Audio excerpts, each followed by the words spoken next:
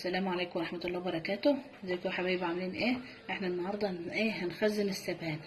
اليومين دول موسم السبانخ، مسكناه وغسلناه وخرطناه اهيت زي الفل. بس على فكرة احنا مش هنسلقه، احنا هنحطها على بخار مية عشان يبقى الفايدة بتاعتها فيه، لان لما بتتسلق وتتعان الفايدة بتاعتها بتروح منها. السبانخ اهيت هناخدها بقى ونروح على هنحط حمام مية، حلة فيها شوية مية على البوتاجاز، وهنحط مصفى عليه ونحط السبانخ عليه.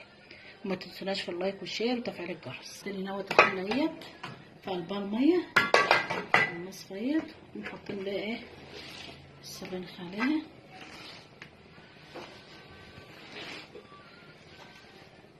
وما نيجي ما نحطش عليها خضره ولا حاجه، لان الخضره لما بتحط عليها طازه قبل ما بنستعملها ونطبخها بتبقى ريحتها حلوه.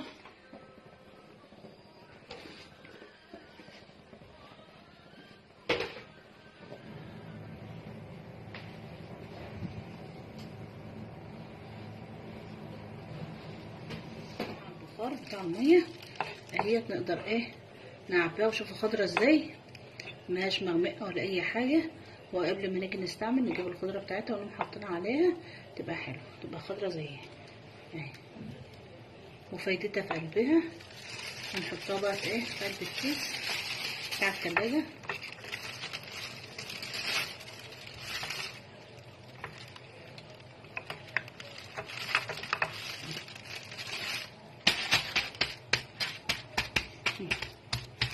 تخزين بقى السبانخ اهوت عشان نطلع الهواء منها.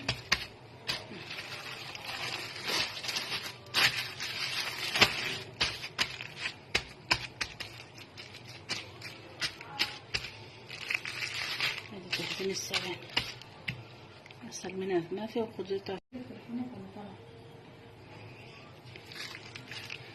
اهيت. السبانخ بعد ما خلصت اسهل منها ما في التخزين وخضرها زي ما هو زي ما بتعملها اهيت. ما تنسوناش بقى في اللايك والشير ووصفاتي واكلاتي مع بناتي. والسلام عليكم ورحمة الله.